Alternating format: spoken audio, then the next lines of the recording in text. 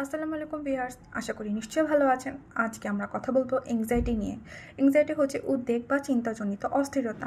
এটি মানসিক এমন একটি অবস্থা যেখানে মানুষ ভয়, দুশ্চিন্তাগ্রস্ত, আতঙ্কগ্রস্ত থাকে।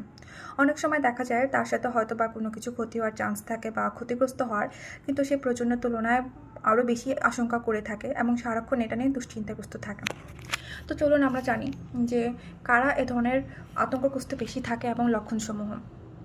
লক্ষণের মধ্যে অন্যতম হচ্ছে সারাক্ষণ ভয়, হয়তো দুশ্চিন্তাগ্রস্ত থাকা, ঠিকমতো ঘুম না হওয়া, কোনো কিছুতে মনোযোগ ধরে না রাখতে পারা। তারপরে আরও আছে খাওয়া দাওয়া ঠিকমতো হবে না, ছোট ছোট জিনিস নিয়ে মন খারাপ থাকবে, মেজাজ খিটমিটে থাকবে, কোনো কিছুতেই ভালো লাগবে না, মনে হবে অকারণেই যে না আমার সাথে সারাক্ষণ এমন কিছু হবে। এরকম একটা নেগেটিভ এনার্জি তার মধ্যে সারাক্ষণ কাজ করবে, পালপিটেশন হবে বা বুক ধড়ফড় করবে, হাত পা কাঁপবে। এখন জানি কাদের এ ধরনের হয়ে থাকে। অনেক সময় দেখা যায় দীর্ঘদিন ধরে মানুষ কোনো কিছু নিয়ে হতাশাগ্রস্ত বা চিন্তাগ্রস্ত তাদের হতে পারে। যেমন অনেক দিন ধরে কারো ডিপ্রেসড আছেন কোনো না কোনো কারণে, তাদের পারিবারিক বা আর্থিক যে কোনো সমস্যার কারণে বা অনেক ব্যক্তিগত সমস্যার কারণে হতে পারে। হরমোনজনিত ইমব্যালেন্সের কারণেও হতে পারে। দীর্ঘমেয়াদী কোনো ওষুধ গ্রহণ করছেন অনেকে, সেক্ষেত্রে ওষুধের পার্শ্ব প্রতিকার কারণেও হতে পারে। তারপর ঠিকমতো খাওয়া দাওয়া, ঘুমের ব্যাঘাত ঘটলেও হতে পারে। এক্ষেত্রে আমাদের করণীয় কী? করণের মধ্যে আছে ঠিকমতো খাওয়া দাওয়া, ঘুম প্রপার মেনটেন করা।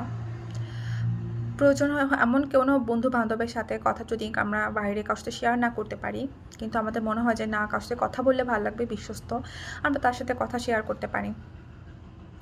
বন্ধু বান্ধব, ফ্যামিলির সাথে সময় কাটানো। আর সবসময় পজিটিভ চিন্তা করার চেষ্টা করতে হবে যে না নেগেটিভ কিছু না থেকে, না এমন কিছু নাও হতে পারে, ভালো কিছুও হতে পারে। চেষ্টা করে দেখি পজিটিভ মাইন্ডসেটে থাকা, মেডিটেশনের চেষ্টা করা, ডিপ ব্রিথিং, এ ধরনের অনেক ধরনের এক্সারসাইজ আছে যেগুলো করে আমাদের মন শান্ত থাকে, সেগুলো করা যেতে পারে। আর এরপরে যদি আমাদের মনে হয় যে না আমাদের ইমপ্রুভ হচ্ছে না, আমাদের সাহায্যের প্রয়োজন, তখন আমরা প্রয়োজনে সাইকিয়াট্রিস্টের বা কোনো সাইকোলজিস্টের পরামর্শ গ্রহণ করতে পারি।